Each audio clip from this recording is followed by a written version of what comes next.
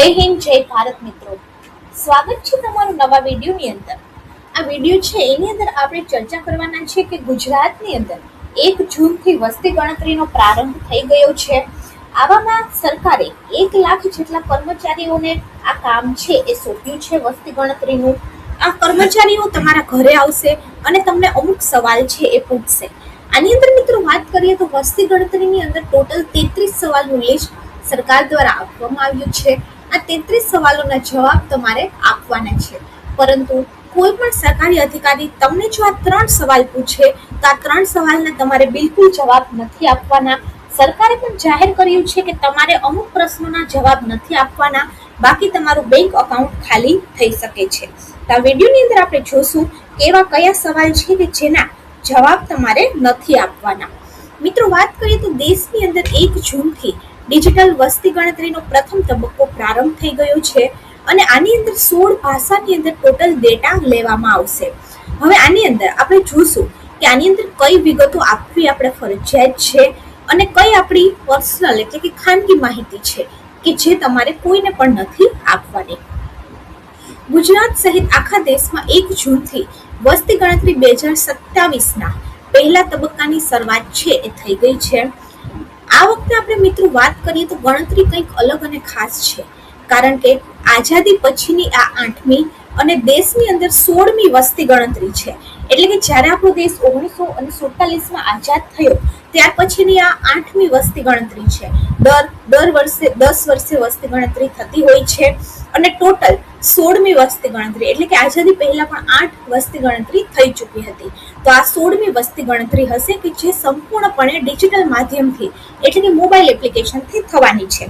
પહેલા જે વસ્તી ગણતરી થતી હતી એ કર્મચારી તમારા ઘરે આવતા હતા અને ફોર્મ ભરાવતા હતા, પરંતુ આ 10 વર્ષની અંદર જે ડિજિટલ જમાનો આવ્યો છે એના ઉદ્દેશ્યથી હવેની જે વસ્તી ગણતરી છે એ પણ સંપૂર્ણપણે ડિજિટલ અને મોબાઈલ એપ્લિકેશન દ્વારા થવાની છે કે જેનાથી ચોક્કસ અને સચોટ ડેટા છે એ મળી રહે અને આ ડેટા આગળ જતા સરકારની પાસે પણ સ્ટોર રહે. મિત્રો વાત કરીએ તો તમારા ઘરે કર્મચારીઓ આવશે અને ટેકનોલોજીની મદદથી ઘણી બધી માહિતી એકઠી કરશે. હવે આ એક રાષ્ટ્રીય મહાઅભિયાન છે અને આની અંદર આપણે સૌએ સાચી માહિતી આપી અને સહકાર આપવાનો છે, પરંતુ હા અમુક ખાનગી માહિતી આપવાની પણ સરકાર દ્વારા સખત મનાઈ કરવામાં આવી છે.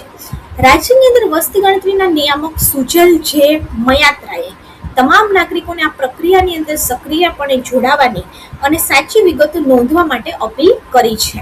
આ માટે મિત્રો વાત કરીએ તો શિક્ષકો જેટલા 1 લાખ વધારે સરકારી કર્મચારીઓને આ કામ સોંપવામાં આવ્યું છે અને રાજ્યની અંદર આપણે વાત કરીએ તો 1,10,598 જેટલા હાઉસિંગ લિસ્ટ બ્લોક બનાવવામાં આવ્યા છે. આના માટે આની અંદર 1,009 અને 38 ગણતરીદારો એટલે કે કર્મચારીઓ, 18,000 સુપરવાઇઝર ઘરે ઘરે જઈ અને ફરશે. ગામડું હોય, નગરપાલિકા હોય કે મહાનગરપાલિકા, દરેક જગ્યાએ ટીમ પહોંચી અને ડેટા એકત્રિત કરશે. મિત્રો વાત કરીએ તો આ કામ બરાબર થાય તે માટે 3 તબક્કાની અંદર આ કર્મચારીઓને એક ખાસ ટ્રેનિંગ પણ આપવામાં આવી છે. મિત્રો વાત કરીએ તો સારી વાત એ છે કે ગુજરાતી સહિત ટોટલ દેશની 16 અલગ અલગ ભાષાની અંદર એન્ડ્રોઈડ અને iOS મારફતે આ ડેટા છે એ સેવ પણ કરી શકાશે. હવે જ્યાં ઇન્ટરનેટ નથી અને અંતરિયાળ ગામડાઓ છે ત્યાં ઓફલાઈન ડેટા સેવ કરવાની સુવિધા એપની અંદર અપાઈ છે. એટલે કે એપ્લિકેશન જ એવી બનાવવામાં આવી છે કે જો કોઈ જગ્યાએ ઇન્ટરનેટ ન ચાલતું હોય તો પણ આ ડેટા છે એ ઓફલાઈન સ્ટોર થઈ શકે. હવે આ પ્રક્રિયા 2 તબક્કામાં પૂરી થશે અને આની અંદર ટોટલ 33 સવાલો પૂછવામાં આવશે. પહેલો જે તબક્કો છે એ છે 1 જૂનથી 30 જૂન. 1 જૂનથી 30 જૂન એટલે કે આ જૂન મહિનાની અંદર તમામ કર્મચારીઓ તમારા ઘરે ઘરે આવી ઘર અને મકાન કેટલા છે એની ગણતરી કરશે. જે તમારા ઘરની સ્થિતિ, ઘરમાં કેટલા લોકો રહે છે, પીવાનું પાણી છે કે નહીં, શૌચાલયની સુવિધા છે કે નહીં, આવા 33 સવાલો છે એ તમને પૂછશે. આ વખતે ઘણી બધી વખત નવા બધા સવાલ છે એ પણ ઉમેરવામાં આવ્યા છે, જેમ કે તમે કયું અનાજ ખાઓ છો વધારે, તમે ઇન્ટરનેટનો ઉપયોગ કરો છો કે નહીં, તમારા પાસે સ્માર્ટફોન છે કે નહીં, આ ઉપરાંત તમે ઘરે ફિલ્ટર છે કે બોટલવાળું પાણી વાપરો છો. આવા બધા અમુક સવાલો આની અંદર એડ પણ કરવામાં આવ્યા છે. હવે જે બીજો તબક્કો છે એ ફેબ્રુઆરી 2027ની અંદર ચાલુ થશે. 9 થી 28 ફેબ્રુઆરી આ એક ફાઇનલ રાઉન્ડ હશે કે જેની અંદર મુખ્ય વસ્તી ગણતરી થશે. એટલું જ નહીં, દેશના ઇતિહાસમાં પહેલીવાર સત્તાવાર રીતે જાતિ ગણતરીની કામગીરી પણ આની સાથે સંયુક્ત રીતે પૂરી કરવામાં આવશે. જાતિ એટલે કે એસસી, એસટી અને ઓબીસી અને જનરલ કેટેગરી. તો જાતિની જે ગણતરી છે એ પણ આની અંદર તબક્કાવાર રીતે કરવામાં આવશે.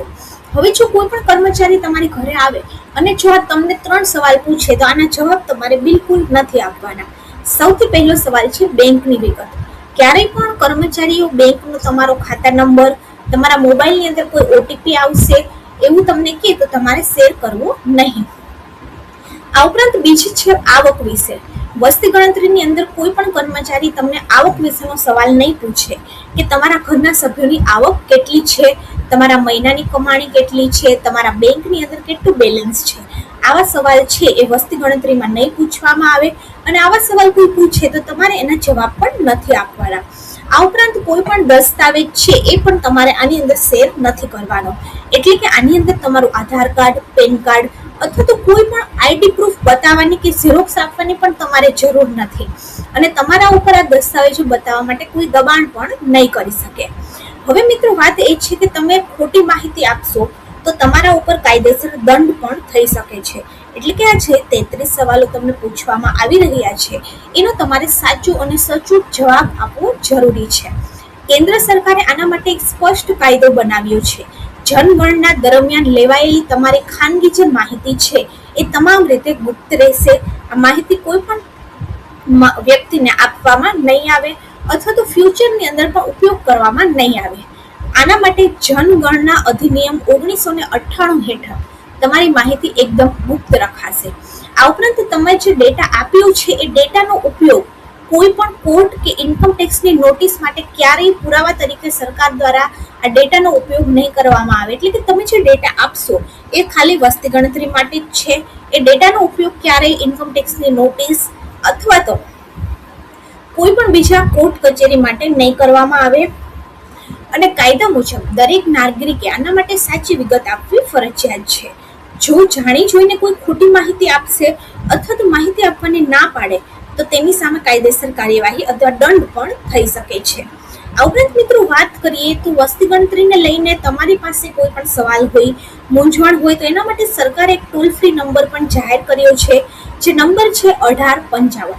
આ નંબર ઉપર તમે ફોન કરી અને કોઈ પણ માહિતી છે એ નિઃશુલ્ક લઈ શકો છો અથવા તો તમારે ઓનલાઈન CENSUSindia.gov.in આ પોર્ટલની મુલાકાત લઈ અને તમે કોઈ પણ વસ્તી ગણતરીના જે પ્રશ્ન છે એના સવાલ લઈ શકો છો.